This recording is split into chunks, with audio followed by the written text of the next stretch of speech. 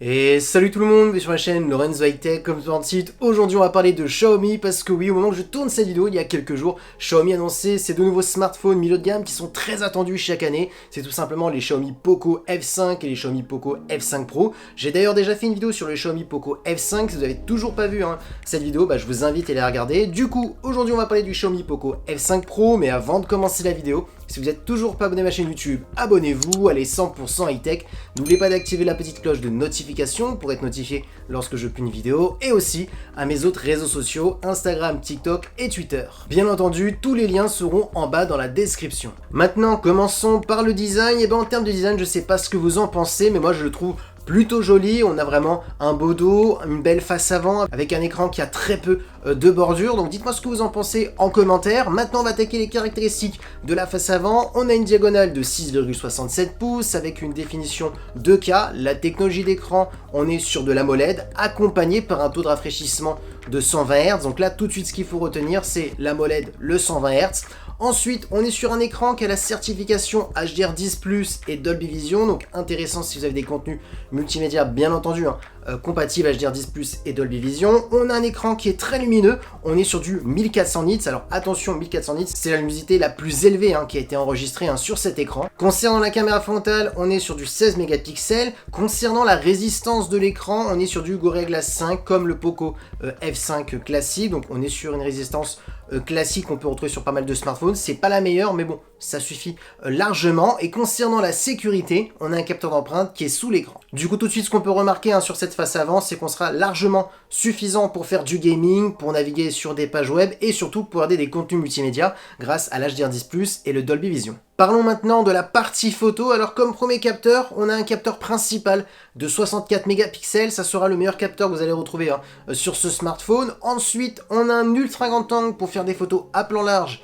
On est sur du 8 mégapixels et comme troisième capteur, on est sur un macro de 2 mégapixels. Vous connaissez mes avis sur les macros, souvent ils ne sont pas de très bonne qualité, c'est les capteurs qu'on va le moins utiliser sur le smartphone.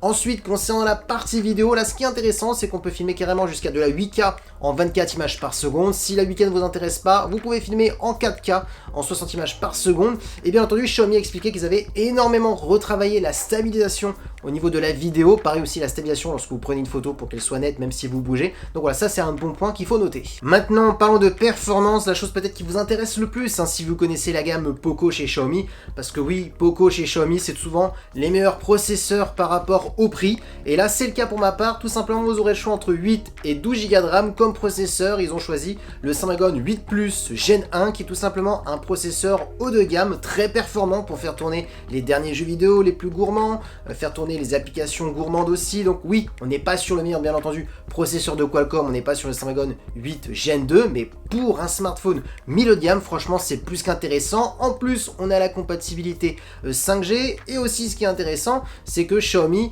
a mis à bord sur ce Poco F5 Pro son système de refroidissement Liquid Cool 2.0 qu'on retrouve souvent sur ces smartphones haut de gamme, donc pour éviter la surchauffe, pour avoir toujours de très bonnes performances, notamment lorsque vous faites du gaming. Intéressons-nous maintenant au stockage. Alors vous aurez deux choix, vous aurez soit 256 Go, soit 512 Go, donc voilà, ça fait pas mal de place. Ensuite, concernant le son de ce Poco F5 Pro, on est sur un son stéréo qui possède la certification Dolby Atmos pour apporter une meilleure immersion. Concernant la batterie, on est sur du 5160 mAh avec de la recharge rapide de 67 watts en filaire, et vous avez aussi la possibilité de le recharger en sans fil, on est sur du 30 watts. Maintenant, parlons de prix. Alors si vous ne le connaissez pas, sachez que ce Poco F5 Pro commence à 579 € pour le modèle de base. Si vous voulez plus de RAM, plus de stockage, on peut monter à 629 ou 679, donc voilà, vous avez plusieurs versions. Bien entendu, au moment que je tourne cette vidéo, alors je préfère quand même vous le préciser, ce n'est pas une collaboration,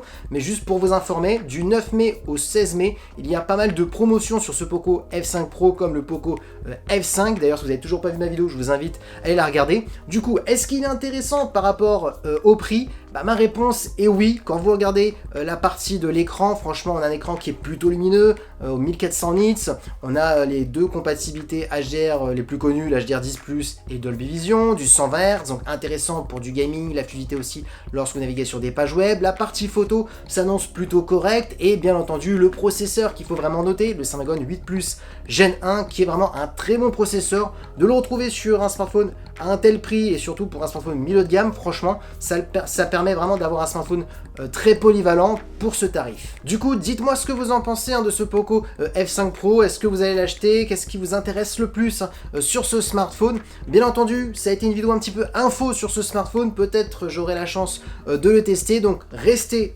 connectés, abonnez-vous si c'est toujours pas fait, activez la petite cloche de notification pour être notifié lorsque je publie une vidéo, et aussi abonnez-vous à mes autres réseaux sociaux, c'est-à-dire Instagram, TikTok et Twitter.